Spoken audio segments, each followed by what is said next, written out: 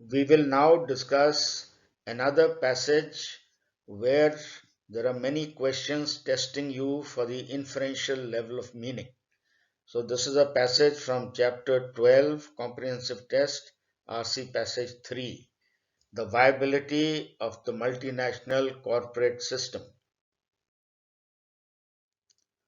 The author starts this passage. I've again numbered the paras so that I can refer to them at a later time. So the author starts the para with the weight of the message right in front. That means his main point, what he's going to talk about, he's saying so in a separate para right in the beginning. So what does it say? The viability of the multinational corporate system.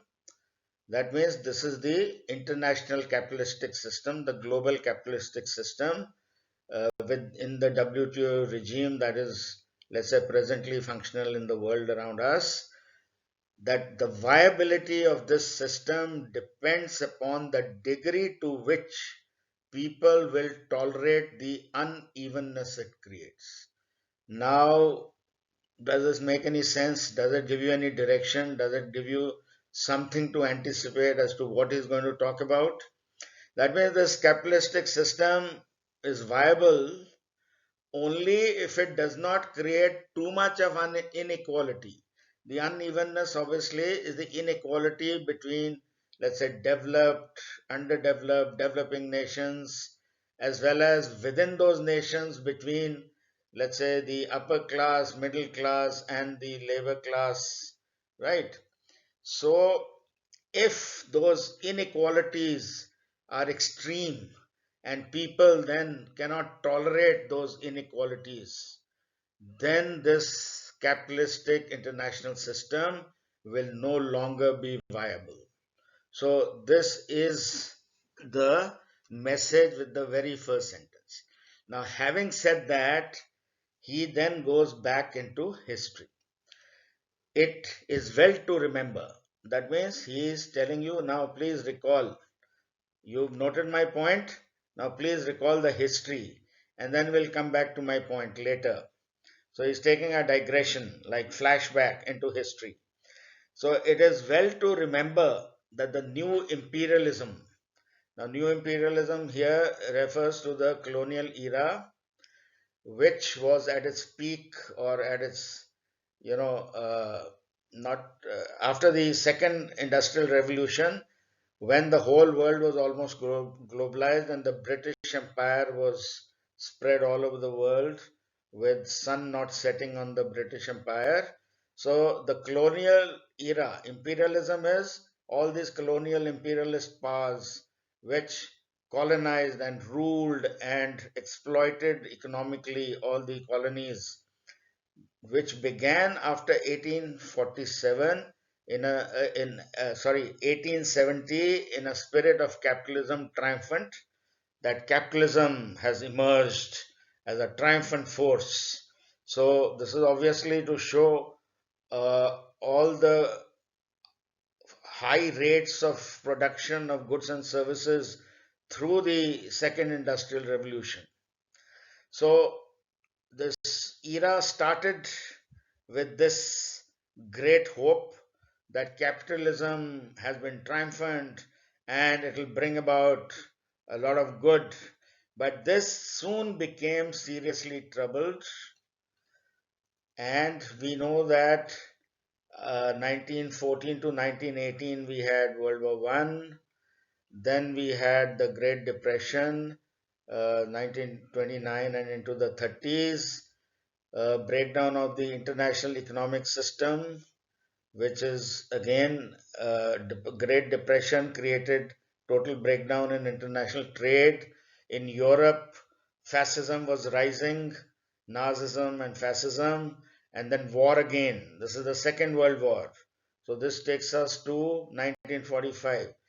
So what started with great promise ended up with all this.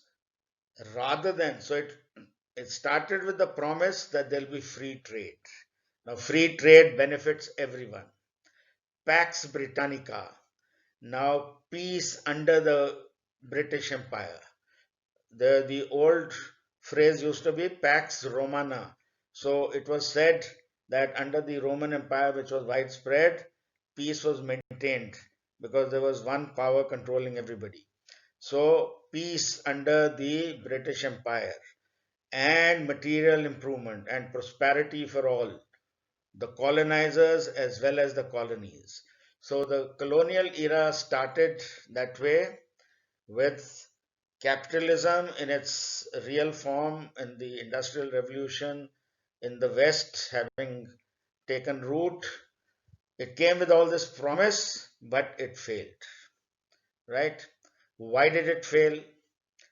There were problems. A major reason for Britain's inability to, a major reason why colonial era collapsed, the colonialism collapsed, was Britain's inability to cope with the byproducts of its own rapid accumulation of capital. That means Britain started creating a lot of wealth through churning out a lot of goods and trading them, etc., etc., right?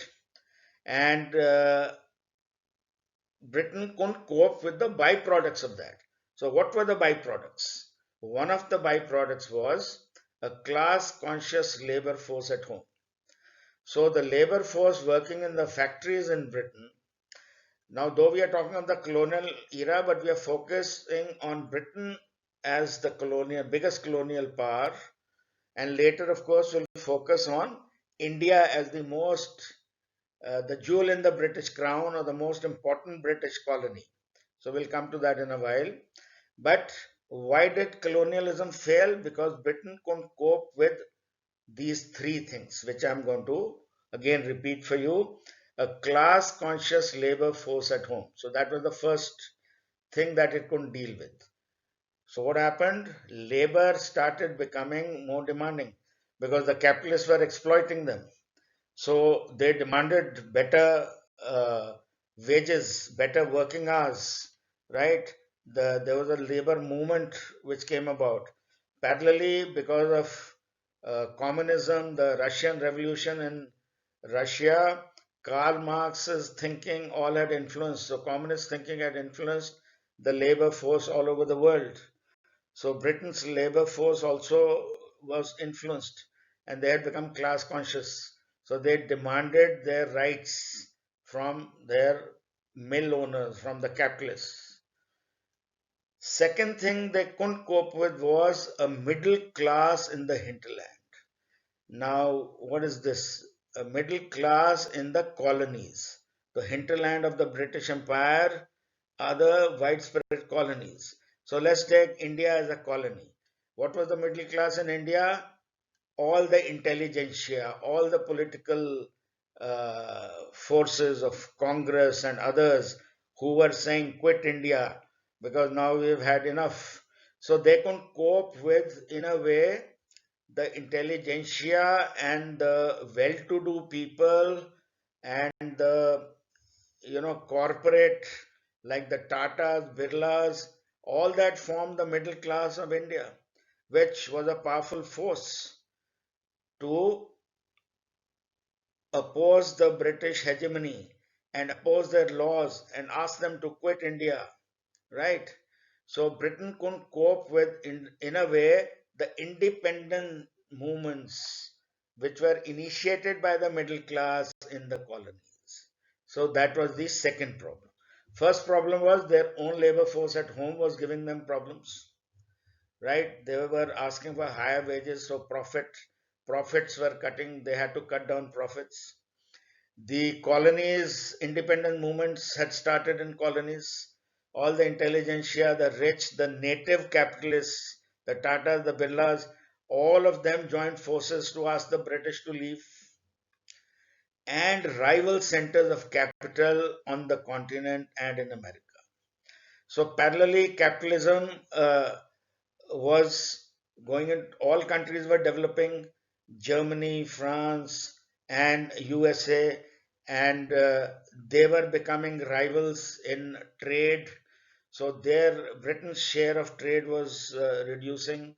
So it had to face these three problems: labor force at home, middle class in the colonies, and other colonial powers who were also becoming rich and uh, more powerful and getting more part of the share of the world trade, and thereby cutting Britain's, let's say, earning capacity. So, this is why colonialism failed. So, he starts by recapitulating the history very briefly, and then he further explains further problems with the Britain's policies. So, Britain's policy tended to be atavistic, that means regressive, going backward rather than progressive, and defensive rather than progressive. So they were more scared in India that Indians will overthrow them, so they were defensive, right? More concerned with warding off new threats than creating new areas of expansion. So this is actually implying that had Britain thought of expanding India and building India into an industrial sector and put money here, build industries, use Indian labor force and made, let's say, ships, tanks, etc., Britain would have been far more powerful than Germany, USA, Japan, everybody combined. Had they followed a progressive policy and not seen India and other colonies as a threat, but as new areas of expansion. You had such a large population in India which could be trained and used in your factories. You used our soldiers in your wars. Britain used Indian soldiers in the wars. But why couldn't they create industries in India? Why didn't they pass on the fruits of industrial revolution to India, create industries here, and train our people to man the machines and produce the goods? Had they done that, the whole history would have been different. But Britain policy also failed. It tended to be defensive, to be regressive, and not progressive. In fact, how was it atavistic or regressive? Ironically, Edwardian England. Edward the Seventh was ruling during the early part of the 20th century. Edwardian England revived the paraphernalia of the landed aristocracy it had just destroyed. So in Britain, they had destroyed their aristocracy and become a democracy. In India, they were propping up all the zamindars and other kings, Raja, Maharajas, so that they could get their support, the money from them, their soldiers to help them suppress and govern India, right? So, on one hand, in their own country, they had destroyed aristocracy, while in India, they were encouraging aristocracy to continue and get more well entrenched because it served their purpose. So, instead of embarking on a big push to develop the vast hinterland of the empire, that is what I've already mentioned, to industrially make all the colonies, strong so that they could use our labor in the factories set up by them and produce far more and maybe you know uh, fully become the dominant power and remain the dominant power for many decades to come after that, right? So they didn't do that. Instead, colonial administrators often adopted policies to arrest the development of either a native capitalist class. That means they followed policies so that Tatas and Birlas and other native capitalists who had money, right? They do not set up factories and do not grow and do not progress. And a native proletariat, a native working class set up, you see, training, vocational training schools and colleges to train people in welding, machining, drilling, boring, and all the things required. So they did not do that. They discouraged, so they did not use the India's resources in terms of the native capitalist class that we had and the enough people who could be easily trained to work in factories. They were worried that if they did that, they would become Indians would become very powerful and throw Britain out. So they were more worried about being thrown out. So they were more about worried about the threat.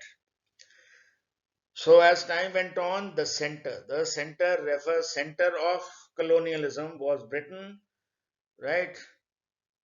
The center had to devote an increasing share of government activity to military and other unproductive expenditures.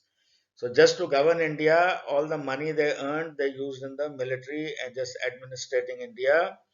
They had to rely on alliances with zamindars and Raja Maharajas and officials and soldiers to maintain stability at the cost of development. So instead of developing the colonies and ushering in the industrial revolution in the colonies as well, they merely governed them by alliances with zamindars and others and by using soldiers to police and govern the colonies. So, a great part of the surplus earned through trade and through taxes was thus wasted here itself in governing. So, this is how Britain was not able to cope with its, uh, with all the assets it had. So, it had three problems: labor conscious, class conscious labor force at home, and let's say the middle class in India asking for independence, and then other colonial powers uh, fighting for the global trade. So, having talked about the colonial era, the new imperialism, now he talks about the new mercantilism, which is basically the international capitalist system, which is defined as the multinational corporate system of special alliances and privileges, aid and tariff concessions is sometimes called. So, under, let's say, the arrangement of globalization in the international capitalist order, this is what is being referred to as the new mercantilism. This also now faces similar problems of internal and external division. With similar problems, they had three: class conscious labor force at home, middle class in the hinterland, and rival colonial powers. Now, this system, which is existing now, today, because colonialism is over, we are now somewhere in the, let's say, 90s. Okay. So the center is troubled again. Now the center, earlier the center was, let's say, the British government. That means the colonial powers was the center of the colonial era. Today, the center of new mercantilism is the developed Western economies, mainly Western economies, which were erstwhile colonial powers, now are. So there's a like a this is like a new colonialism that exists in a way, where the same people who were earlier colonizers are now strong developed nations, and they are again in the middle of they are again running the affairs of the international capitalistic system. So the center, the developed nations are troubled and affluent are dissatisfied, etc. Nationalistic rivalry between major capitalistic countries remain an important divisive factor. So there are trade wars between, let's say, European Union and America and Japan, and then with China emerging as another great economy, right? So finally, there is the threat presented by the middle classes and the excluded groups of the underdeveloped countries. So he earlier said similar problems of internal and external division. So internal is that within each country there are excluded groups revolting, etc. Then there is rivalry between the developed nations, and externally now the underdeveloped countries, which were the colonies earlier, now are the underdeveloped countries. Here, underdeveloped refers to both developed, both developing and underdeveloped. So, see underdeveloped in that sense. So, the threat again being presented by now India's corporate sector, India's middle class, right? And the excluded groups. Now, what are the excluded groups here? Later we'll come to know he's referring to the labor force in underdeveloped countries, right? Which are producing goods for export. MNCs come set up there, like MNCs, they come with FDI and go to Philippines, Vietnam, China, India, etc., etc., and use the cheap labor force and produce goods for the world, right? So they are excluded from the benefits of the fruits of all the profits that the company earns, and they earn a pittance. So therefore, again, there's a threat posed by the middle classes of the underdeveloped countries, which were erstwhile colonies. And earlier, it was the class conscious labor force at home which was bothering them. Now, it is the labor force in the underdeveloped countries which is also a threat to them. So, here he briefly summarizes, but this aspect is not so clear.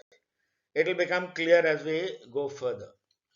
So, now let's take one threat at a time.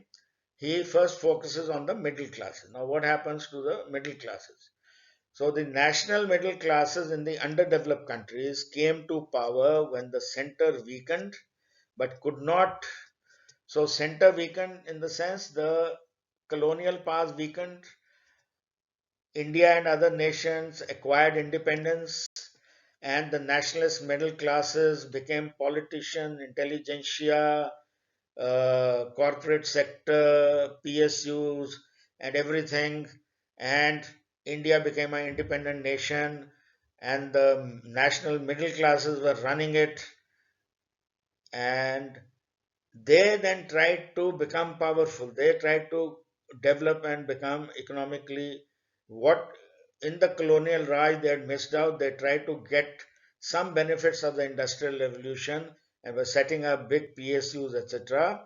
So, through their policy of import substitution, manufacturing, but could not, through their policy of import substitution, manufacturing, establish a viable basis for sustained growth.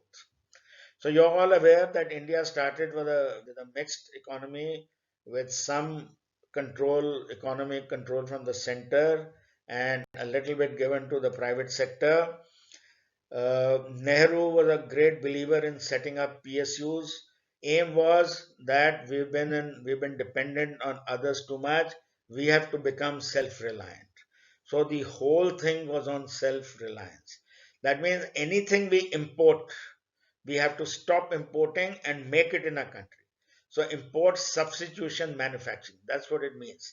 That everything that we import, which again Modi is, let's say, trying to do now, that anything we import, why can't we do it here? Like for defense, he's trying to do that. For all PPE kits and other things, he did that. So immediately after independence, we tried to, through import substitution manufacturing, tried to become self-reliant and develop our economy. But we failed. We could not establish a viable basis for sustained growth. On the other hand, all the Asian other countries, the Asian giants, the seven tigers or whatever, they through an export oriented policy where they did not make for themselves, they made things for export. And by exporting, they earn. India did not focus on export. We only focused on that we are not going to import. We are not going to depend on others. We are going to become self-independent. So whatever we import, we are going to make at home. They never thought of making something else here for export so that you could earn dollars, and then you could import whatever you wanted. So this policy of import substitution manufacturing obviously failed in creating a viable basis for sustained growth. Okay, so what did India do? India now face a foreign exchange crisis. Actually, this foreign exchange crisis was the deepest during the late 80s, which led to the 1991 reforms, where we had to devalue the rupee twice, take pledge gold with the Bank of England, and we could not pay our debt, foreign debt, and we had to devalue our rupee, and that's when we got down to reform. So they now face a foreign exchange crisis, which India faced, right? And an unemployment crisis. Obviously, we've always had an unemployment problem. We've never been able to, employ everybody. So all this, what does it indicate? The first means a foreign exchange crisis indicates their inability to function in an international economy. So we never made our economy into an export orienting economy. Therefore, we faced a foreign exchange crisis. We never earned foreign exchange because we did not export and we needed to import oil. So we had to borrow money to import oil. And then we had a balance of payments problems. So our economy, Indian economy, let's say, could not function in an international economy. And the unemployment crisis, what does that show? That indicates their alienation from the people they are supposed to lead. That means the people, Indian people themselves are not happy. They're saying, what are our political masters and what are all the intelligent people, educated people doing? They're not even being able to run an economy, create jobs for us. So this is what happened post independence, and Indian Indian economy could not, let's say, fit into the global economy and had problems of foreign exchange crisis and unemployment, which reflects these weaknesses within India. So now the author is saying what is going to happen in the immediate future. Now that with 1991 liberalization and globalization, now we are going to invite capital to come from outside. FDI, FII, foreign MNCs come set up shop here, right? So in the immediate future, these national middle classes, that means middle classes of India, let's say Sri Lanka, etc., will gain a new lease of life as they take advantage of the spaces created by the rivalry between American and non-American, let's say, corporates striving to establish global market positions.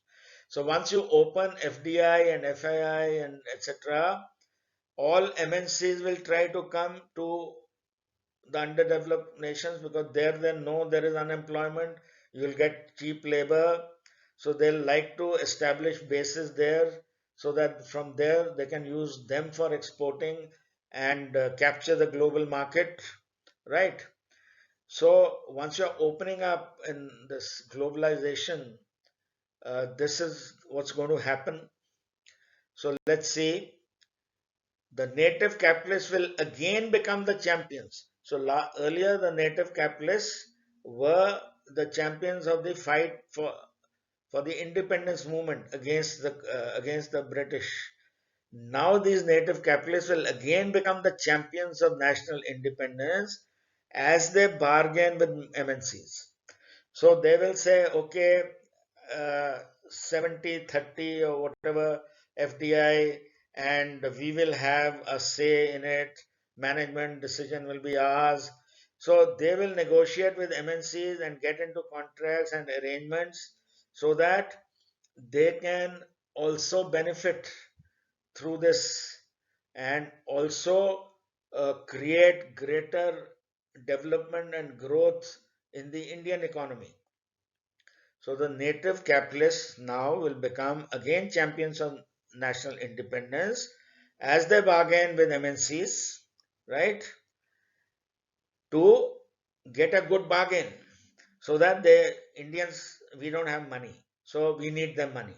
We don't have technology, we need their technology, right? We need their designs. So all that we'll get from them and say, I'll give you land, labor, right? I will tell you about the Indian market, what Indian people want. I will do the marketing, sales, and all for you. So this way, they will build synergies with MNCs, right? Get what we need from them and give them what we can give, and together create economic growth, development, jobs, etc. Right? So, this way they will become champions of national independence by becoming growth engines of the nation and building their economy in a globalized world where again the developed nations are ruling the roost. The underdeveloped and developing countries are way behind. They are constantly at the mercy of IMF for loans and stuff like that, right? Okay, but the conflict at this level is more apparent than real. So you may feel that, let's say, a Birla or Tata or Ambani, right, and that MNC, that conflict between them in the bargaining is more apparent than real, because for in the end, for here means because in the end, the fervent nationalism of the middle class asks only for promotion within the corporate structure and not for a break with that structure. That means Indian companies, Indian capitalists want to join in where the action is. They want to tie up with Nike, Reebok, and other international brands so that they also get a piece of the cake. Otherwise, they are in the self-reliance and import substitution. Nothing much is happening because people are still foreign goods are still being smuggled in because people want foreign stuff. So the Indian capitalists also want to join up with MNCs. So it is in their interest to join. So there is no conflict between the native capitalists and MNCs now because there's a synergy. In fact, the whole question is of developing a synergy with them because the native capitalists ask only for promotion in this international capitalistic system, not a break. They don't want to break from the international capitalistic system because if they have to grow and grow wealth and become rich and make more profits, they have to become part of that structure, which was not the case earlier. Earlier, we could say quit India. Now we are telling MNCs come to India, right? We are business friendly. Come join hands with us in our development as a great nation, and so on and so forth, right? So, in the last analysis, the power of their power means the power of the native capitalists derives from the metropolis. Now, what does this mean? Metropolis is where all the people's earning people, employed people with money who are great consumers of goods and services, right? And you make products for them. That's how the economy grows. So, metropolis cities are where shopping centers and malls come up, and all kinds of companies put their products and services for sale, right? So the Indian capitalists derive their power from the cities and they cannot easily challenge the international system where Indian people want the international brands. These Indian, let's say, capitalists do not command the loyalty of their own population. Indian consumers do not want to buy what Indian company is making. They want to buy the best quality international brand of apparel, of shoes, of whatever, right? So obviously the Indian capitalists cannot, let's say Bata cannot easily really compete with large, powerful Nike and Reebok, which are there in the developed world because they are prisoners of the taste patterns and consumption standards set at the center. The West is setting the consumption standards and taste patterns. If the Americans and the British and the French and the Germans and the Japanese all want to wear these kind of textile, these kind of shoes, these kind of other products they want to use, this quality motorcycle, scooter, cars, right? Indians want to do the same. They don't want a stupid ambassador of Fiat to continue forever, right? So they are prisoners of the taste pattern and consumption standards set at the center. And so native capitalists have to satisfy the consumers' needs, their own population, whose loyalty they don't command because the loyalty of Indian consumers are with the MNC brands, right? Because everybody is a prisoner of the taste patterns and consumption standards set in the Western world, their lifestyle, what Hollywood stars wear. Okay, so therefore, what is trying to highlight is that while during new imperialism the middle class said quit India, now there is no conflict. Earlier we wanted them out, we'll run our own affairs. Then we tried to run our own affairs and we bungled, right? We ended up with foreign exchange crisis and unemployment, etc. etc. Now we want them back. Now we want them back as MNCs with their capital, with their know-how and know-why, etc., so that we can sell our products in our own domestic markets, right? As well as, of course, for export. So let's move forward. So, having just discussed that there is no threat to the international capitalistic system from the middle classes of underdeveloped nations because they want to welcome the MNCs. They want their money, they want their technology. The real threat, the main threat comes from the excluded groups. Now, which are the excluded groups? It is the labor force which is in the who's going to work in these factories in India and in other underdeveloped countries, right? So the main threat comes from the excluded groups. It is not unusual in underdeveloped countries for top 5% to have 30 to 40% of wealth, and uh, one third one third of the population can be said to benefit from the growth in the economy, while the remaining two-thirds, who together get only one-third of the income.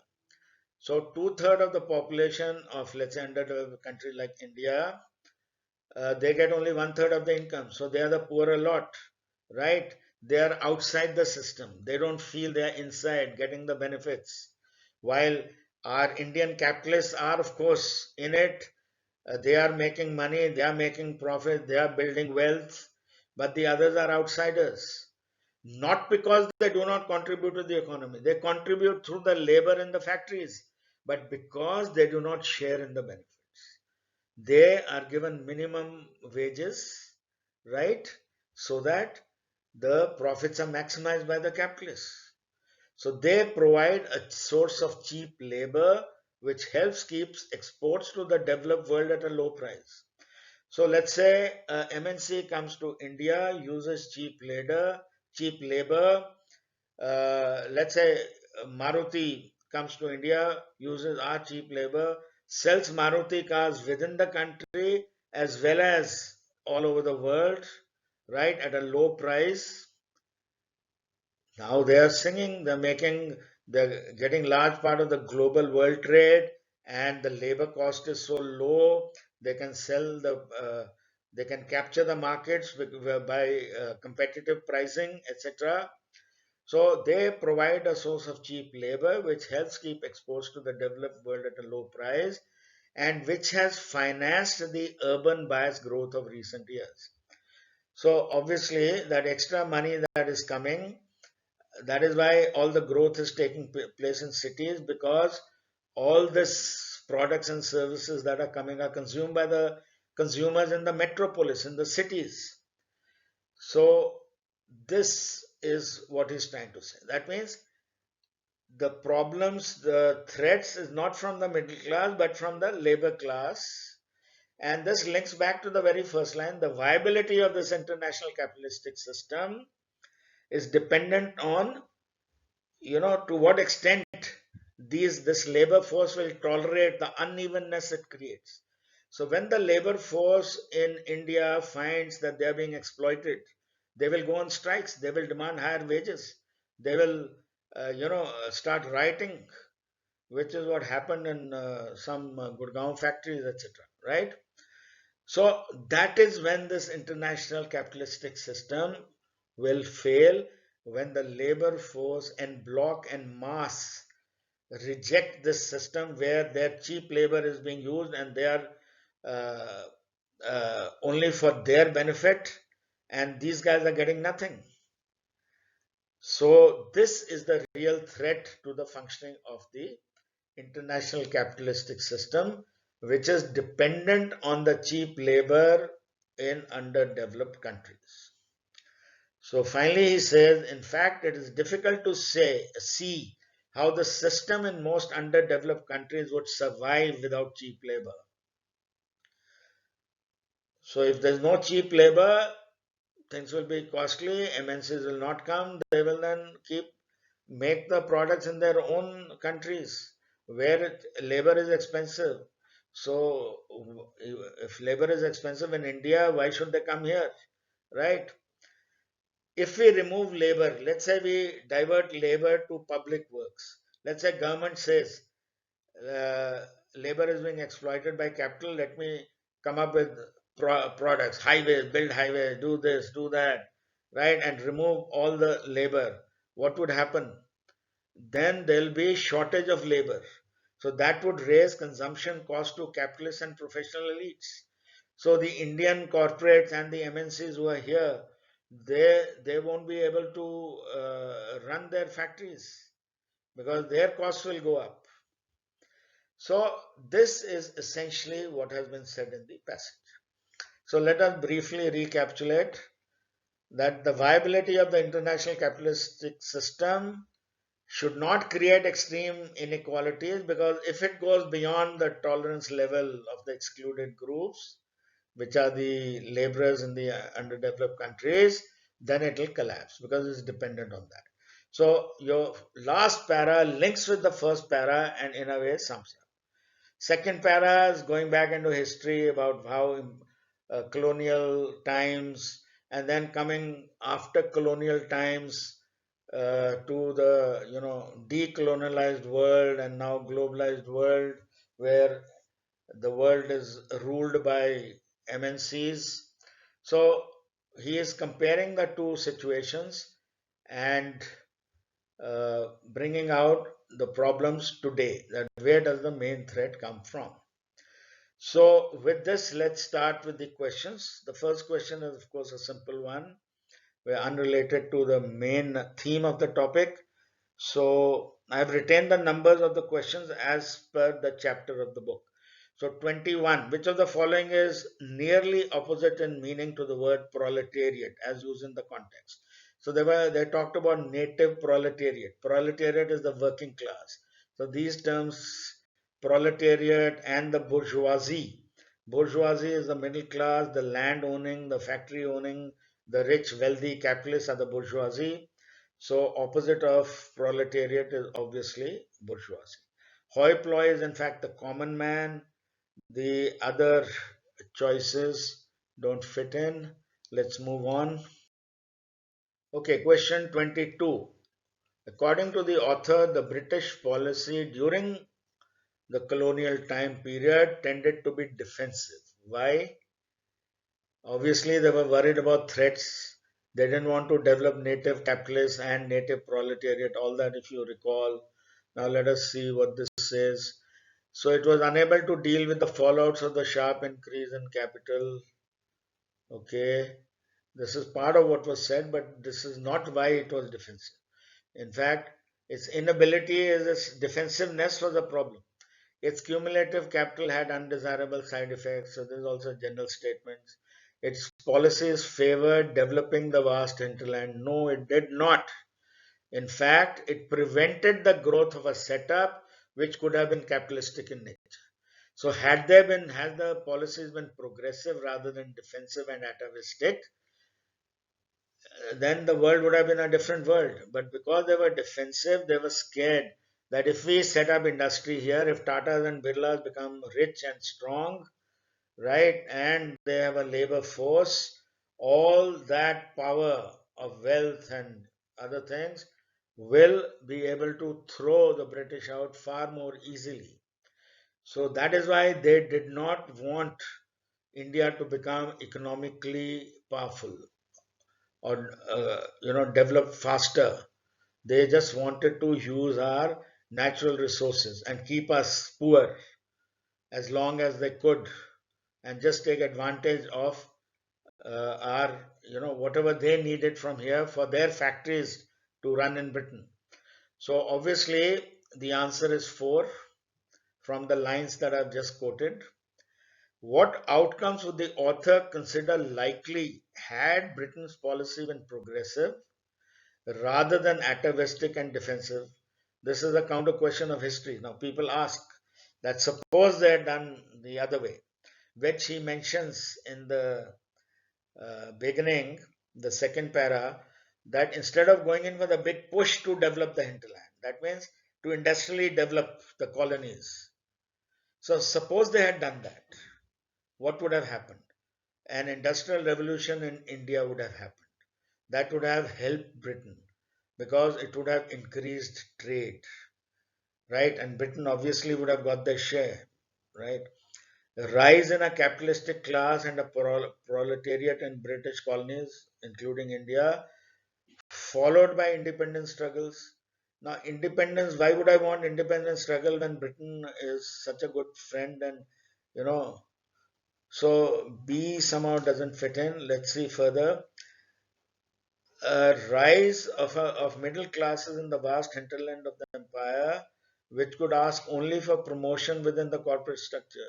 Yes, Indian capitalists would have loved to continue with this arrangement with the British Empire had they, been progressive and helped everybody come up and make wealth and become economically prosperous. Rise of a landed gentry. Uh, in British colonies whose private armies would have augmented. So, landed aristocracy would have been destroyed.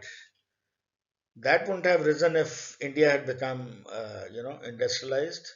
So, obviously, what would have been the outcomes would be A and C: an industrial revolution in India, an increase in trade, and a prosperous middle class in India, which would ask only to continue with this arrangement and in partnership with Britain, so that together they could become prosperous by developing synergistic relationships. So A and C. Okay, we've done only three questions which pertain to the initial part.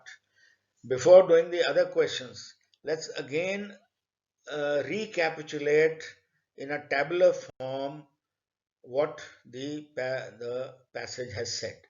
So he has drawn parallels between new imperialism and new mercantilism. The new imperialism is the colonial era where colonial powers were the center. In the global capitalist system, the center are the developed countries. Right. So earlier it said colonialism failed because Britain's inability to cope with the byproducts of it. So, what were the byproducts? They had a class conscious labor force at home, which was demanding higher wages, right? They were trying to tackle them. Then there were the middle classes in the colonies who were saying that if you're only here to exploit us, then leave us, right? Get out, quit India. So they had to contend with that. Then there were rival colonial powers who were trying to, eat into their trade share. So these were the three problems. The main problem during New Imperialism was obviously number two, the middle classes in the colonies. They one and three may have been minor problems, but the real threat was this. It is the middle class in the colonies who finally pushed the, uh, let's say, independence movements to the extent that it became too expensive for the British to govern. They, after World War II, they said, we have no money after this war. How are we going to govern India? Let's give them independence. They've been saying quit India since 1942. So let's quit India, right? So the independence struggles is what largely caused the breakdown of the new of the colonial era, and then all countries one by one got independence. So these were the three byproducts of the colonial era and Britain's inability to handle this. Now, from there, the world evolved into today's, let's say, 80s and 90s globalized world capitalistic system, right? Where WTO has just been formed and, world trade is taking place. So now who are the center? The developed countries. The same, more or less the same colonial powers now are developed nations. And what are the byproducts? They also face similar internal and external division that was mentioned in the third para. So, what is the main problem? One, labor force in the underdeveloped countries, which is finally discussed in the last para. That the main threat to the global capitalist system is the labor force in the underdeveloped countries. Earlier, middle class in the colonies were the main force, which we know through history otherwise. And in the passage to the present system, it is this labor force, the two-thirds of the population who's getting only one-third of the benefit, right? So this is the main threat. What about middle classes in the underdeveloped countries? They are no longer a threat. They are opening their arms and saying, come with FDI, foreign direct investment, partner me, make me a partner, and we will jointly, I already have land and a factory, we'll build on it and, you know, modernize it and grow together and then uh, capture the domestic market as well as the international market. So middle class is in fact wants promotion in this corporate structure, meaning in the global capitalist system. They also want a piece of the cake, right? A piece of the action. So two is no more a threat. They in fact would love it. But that loving it is important for national development. So though they are not a threat, but they are contributing to the economic growth of the country. So they are being patriotic in, let's say, inviting MNCs to the country. But the threat to this whole system is the labor force in the underdeveloped countries. Rival major capitalist countries, obviously, that trade war keeps going on between nations. So that even earlier there were rival colonial powers, so that continues. But between the earlier situation and now, labor force in underdeveloped countries is the main threat, which, if the unevenness cannot be tolerated by the labor force, then this whole system will be unviable. Coming back to the first line, right? So this is the unity of thought. This captures the total thought process in this passage. So now let's move on to the other difficult questions. Okay, the author is in a position to draw parallels between new imperialism and new mercantilism because both originated in the developed Western capitalistic nations. New mercantilism was a logical sequel. Both create the same set of outputs, a labor force, middle classes, and rival centers of capital. This is now clearly given in the table that I just. So I made that table only for this question which Cat had asked, right? So clearly now you can see 3 is the answer. That both have created the same and they are unable to cope with some of these outputs, right? Earlier, new imperialism could not cope with handling the middle classes who were demanding independence, who were making it more expensive for Britain to govern India and other colonies. And rival centers of capitalism obviously is also a problem, but the main problem were middle classes. In new mercantilism, it is the labor force of in the underdeveloped countries. Earlier in the new imperialism, it was the labor force within their own country demanding higher wages and so on and so forth. So both have comparable consequences. So basically, the parallel are between these three as tabulated. So the answer is 3. 25. Under new mercantilism, the fervent nationalism of the native middle class, that means the Tata, the Birlas, the Mahindras, the Reliance, the Ambanis, etc., does not create conflict with the MNCs because they are dependent on the international system for their continued prosperity. They want the capital, know how, know why, technology, and design from the MNCs so that in partnership with them they can continue to progress and grow in the international capitalistic system. So, and thereby take the Indian economy to great heights and build a strong Indian economy. So that is where fervent nationalism comes in of all the capitalists, Indian capitalists. So making money is a good thing, right? Because it finally percolates down to the poor. Okay, so 25 answer is 2. The fervent nationalism about negotiating with MNCs, that's bullshit, are not in a position. Yes, they're not in a position to challenge the status quo, or they're not in a position to challenge the MNCs, right?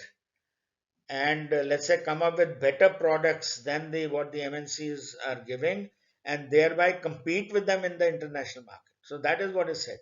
The status quo and all is just a diversion, is a distortion of what has been said, right? They do not enjoy popular support, that is true, but their fervent nationalism lies in building connections with the international system for their continued prosperity, leading to GDP growth of the country. So, question 25 answer is 2. Question 26, in the sentence, they are prisoners of the taste patterns and consumption standards set at the center. So, what Hollywood stars are wearing, what is made, and what the Western tastes are of perfumes, of clothes, and whatever, right? All that everybody wants in the world. Indians want to consume foreign brands, foreign quality goods, right? So, which is the center? The center is obviously the developed nations.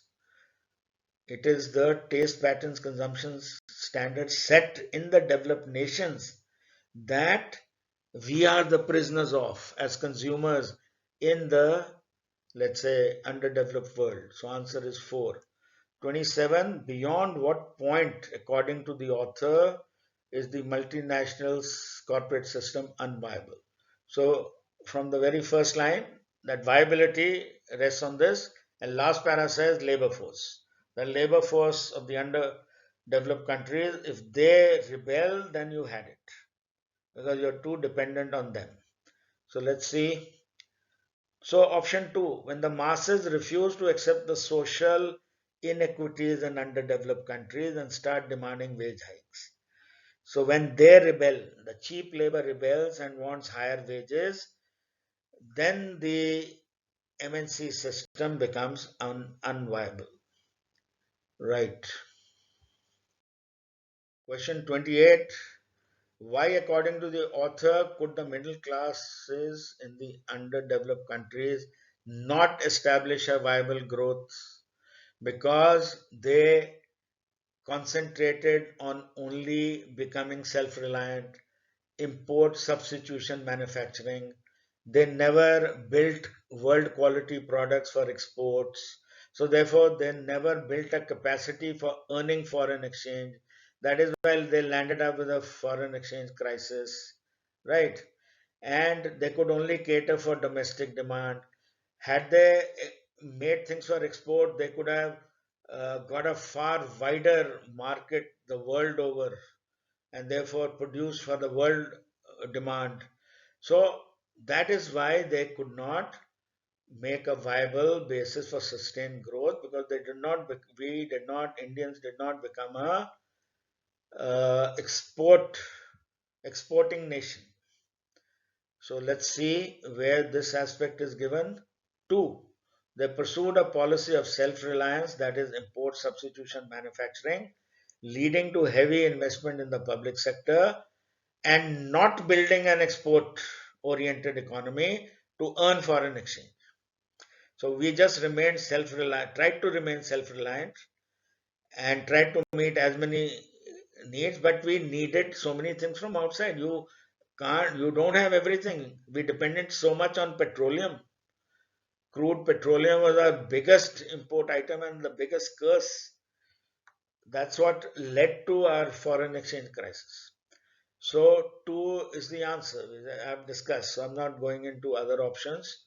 29. What, according to the author, is the basis of the new mercantilism? So, without seeing the option, I think answer should be the cheap labor force in the underdeveloped countries. Now, let's see.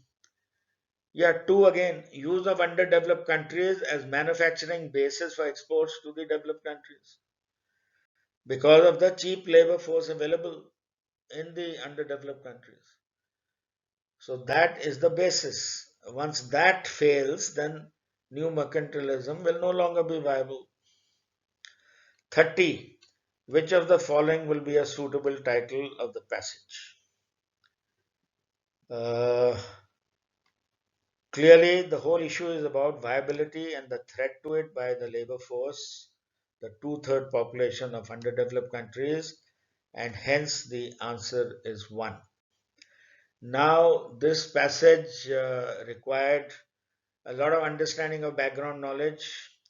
Otherwise, because I had read India Unbound by Gurcharan Das, and then I happened to read this passage, it became so clear. I just felt as if, you know, Gurcharan Das had, kind of written this article. So the knowledge, that understanding that I acquired about Indian economy and then globalization, liberalization, etc. So I would recommend that all of you please read India Unbound by Gurcharan Das and build some understanding of colonial times, post-colonialism, and post-liberalization, globalization. So a brief economic history of India in that book. So if you do that, many things you will understand. Thank you very much.